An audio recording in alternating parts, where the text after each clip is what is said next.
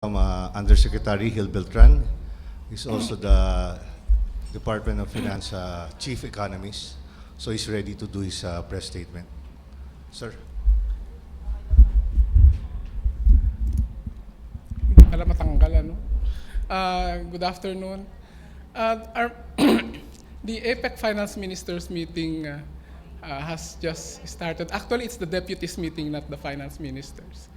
And the objective of this meeting is to share knowledge and information on financial inclusion. How we try to set up programs that will encourage our people to participate more actively in the financial system, get them to save, borrow, invest, and of course use the money to make their lives better so that they can participate more actively in the growth of the economy. The exchange of views will cover many areas. For instance, policies, strategies, and practices that lead to financial inclusion. And many of these things would involve mainly regulators, providers of services, policymakers, and private sector, private NGOs that lend to the poor. There's a combination of different kinds of people with certain ideas on how to improve on what they're doing now. And exchanging ideas would mean giving you more options on what you can do to encourage more financial sector development, more participation of people who want to invest, who want to better their lives, and more products, development of more products, development of more outlets so that these products will be made available to all. The main objective of all these things is to increase trade, investment, employment generation, and of course, raise incomes. And the target of financial inclusion is the poor, because right now they have very limited access, and encouraging them to gain access would lead to more growth, more savings, more investments for all the countries in the region. That's the objective of the meetings. And there are about 130 participants. This is big for a gathering like this. In the past, it's usually the participants are about 100 or less. But now we have 130, which shows increasing interest of countries in financial inclusion. Okay, the Undersecretary is now ready for your questions. Can you please say your name and then mention your affiliation? Thank you. Yes, thank you. Good afternoon, sir. Joyce Yeah. Balancho from UNTV. Sir, earlier we had a photo session participated by what you mentioned, 130 representatives. Are the 21 member economies well represented during the photo session? During the 21 photo member- session, Yes. not just the photo session, but in the discussions, in in the participation during the meetings. Actually it's a topic that interests all economies, including the developed countries. They're telling us that they also have a problem of inclusion because many of their poor people don't get to participate in their financial sectors.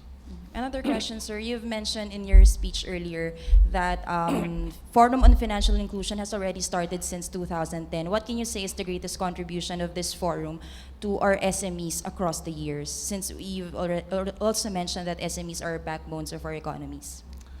First, it got the interest of many countries. Now, the 20-member economies now want to participate. And that is one major objective realized. Second, we would like them to get into building more institutions, building more, adopting more policies that enhance financial inclusion. That's the next step. And third, maybe developing more products, developing more institutions where these products could be sold and could be delivered to the clients. And getting more, of course, we want to reach more people. And that is the main objective of financial inclusion. Next question, please.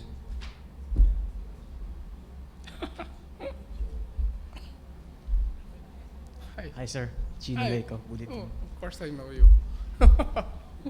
Sir, we got your speech earlier. Thank you. Sir, can you expound on the discussion about digital finance? What is this all about? And The meeting on digital finance is ongoing. So what's the objective and paano yung execution at no? Yeah, it's just it just means that we are just trying to use technology to reach more people, because there's a limited there's a limited number of venues that could be used by savers and borrowers. For instance, there are the number of banks is limited. Like, how many banks do we have? About 32.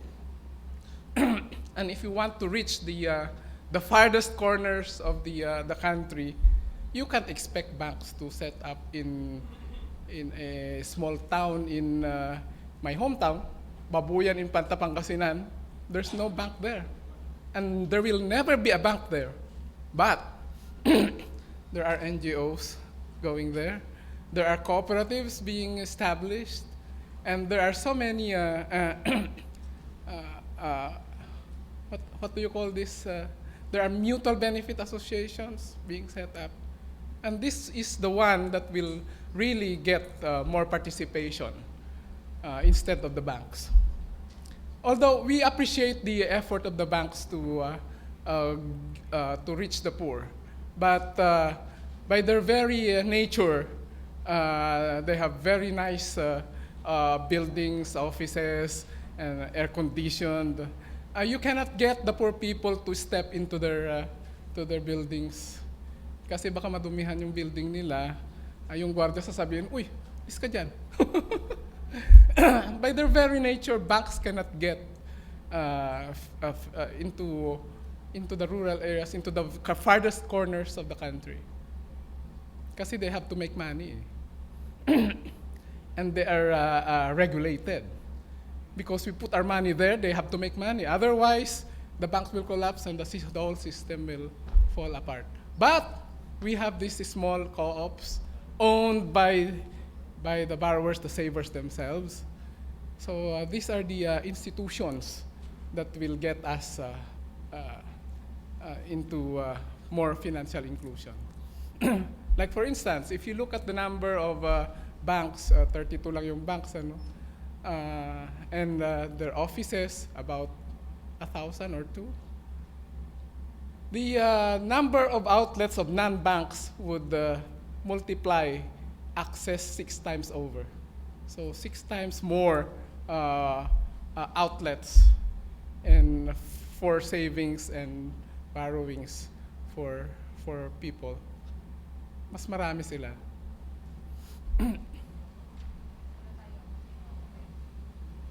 Sige.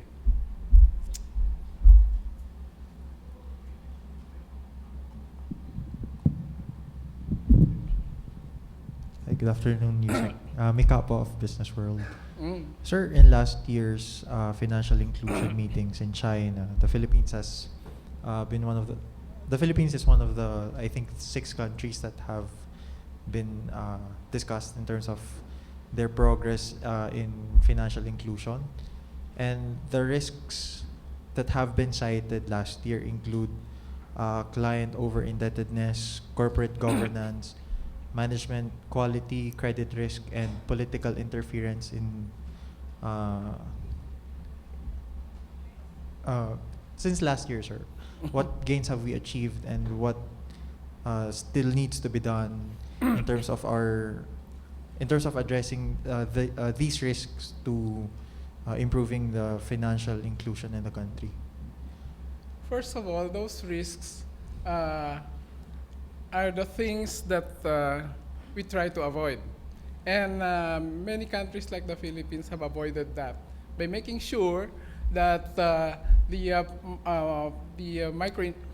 micro finance providers, micro insurance providers are owned by the private sector and by the people who actually borrow from it. So it makes a difference if the institution that provides you the services is owned by you. So you are also very careful in making sure that the officials that you vote for don't run away with the funds of the firm, which means that you continue to monitor the performance of your cooperative or your MBA. And this means that to be able to do this, you should also do some financial literacy, which means educating them on how to read financial statements, their financial ratios. This should not be the province of experts alone. It should everybody should learn to understand what rate of return on equity, rate of return on assets, all of these ratios mean. Liquidity ratio, debt equity ratio, things like this. You should educate the people on how they should handle their own institutions, the institutions that they built. Second, we are trying to improve the capabilities of regulators. And we've been trying to, for instance, in the case of IC, Insurance Commission, we tried to develop performance indicators for micro insurance providers. And we have given them a set of indicators, a manual for the regulator to be able to use when analyzing the performance of these providers. Much has been achieved since 2010. And you only have to look at the EIU study, Yeah. which is being done. Is that annually ito? And they tell us which countries have progressed. They give us ratings. So they tell us what kind of developments have occurred since the previous report. So it's a very comprehensive report. Thank you, sir.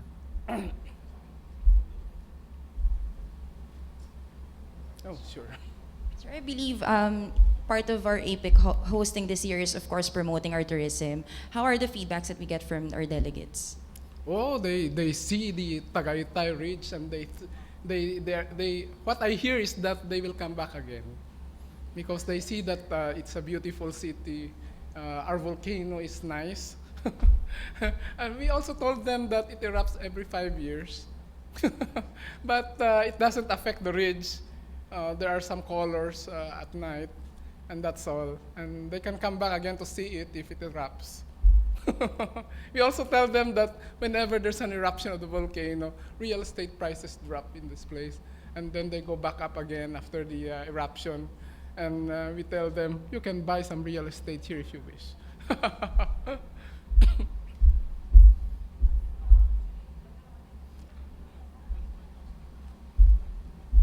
More questions? Don't be shy.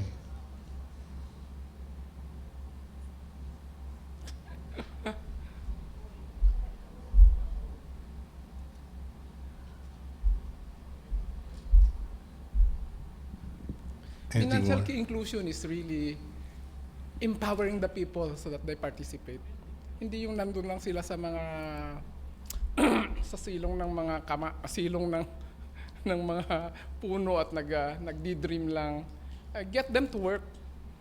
And sometimes some institutions like TESDA, for instance, they give lessons on livelihood, woodcraft, and all that stuff. That's a part of inclusion, giving them the wherewithal to participate. But in the end, it's also making sure that there are funds for them to borrow if their capital is not enough. And this is the function of our providers.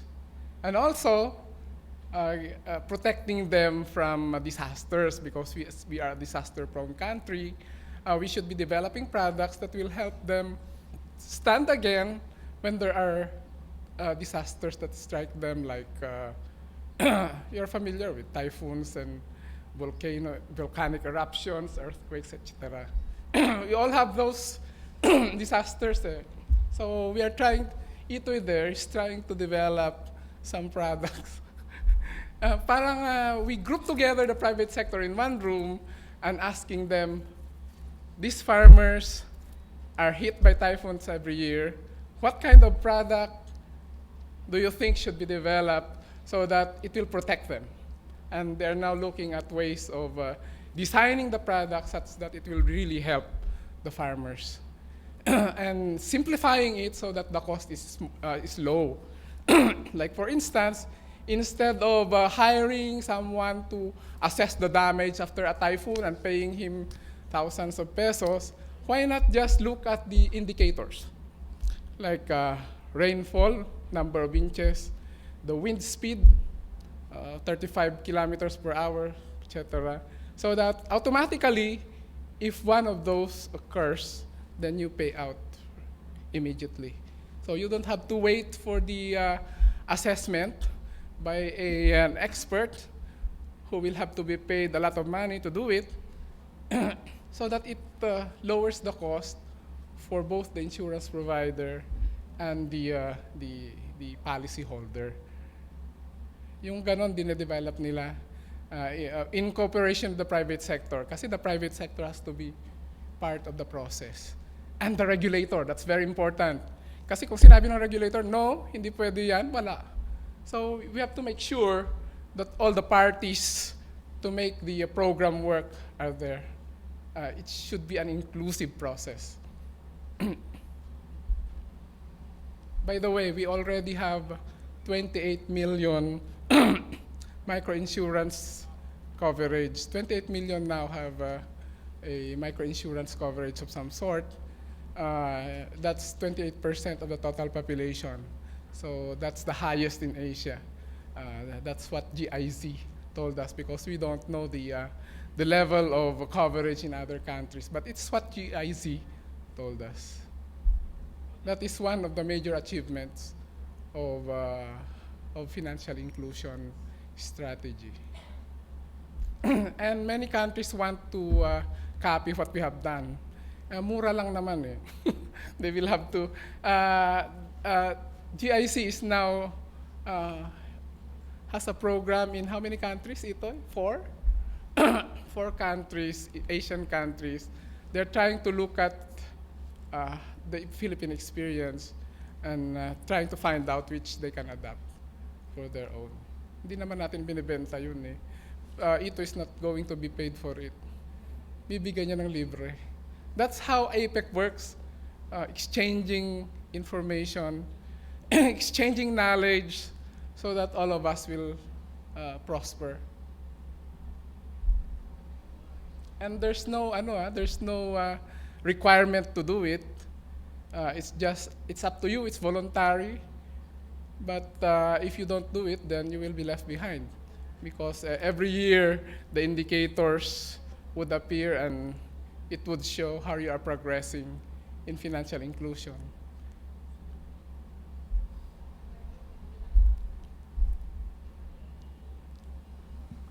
Last question before the Undersecretary leaves. maybe for one last question. Yeah.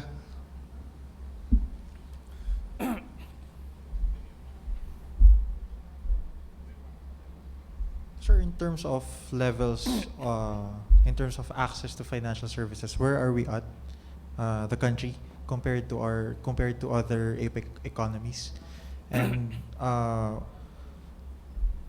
what remains as what barriers remain that prevent some of or particular segments of our population from getting access to financial services, and what is the government doing about it? Uh, First, on your first question, uh, the statistics are still being developed across countries. But for finance, for micro, sorry, for microinsurance, we are number one in microinsurance coverage in Asia. For microfinance, there's no consistent definition yet for coverage. Although, based on statistics, we have about 10 million microfinance borrowers. We don't know the data for other countries. So one of the ways we know where we are is to try to get the other countries to agree on a common definition on what microfinance indicator should be. That will be one of the projects to be developed for the future.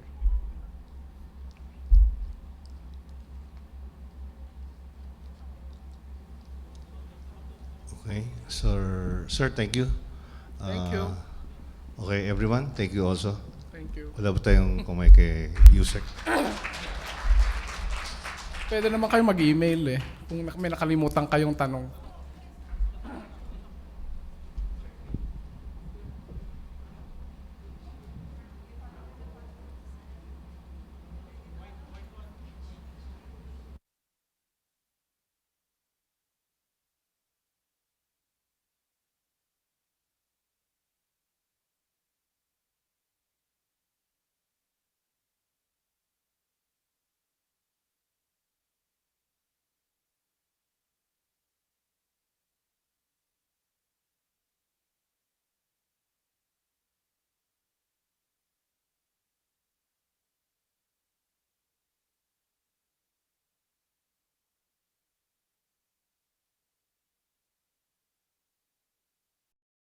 Let's welcome Undersecretary Gil Beltran. He's also the Department of Finance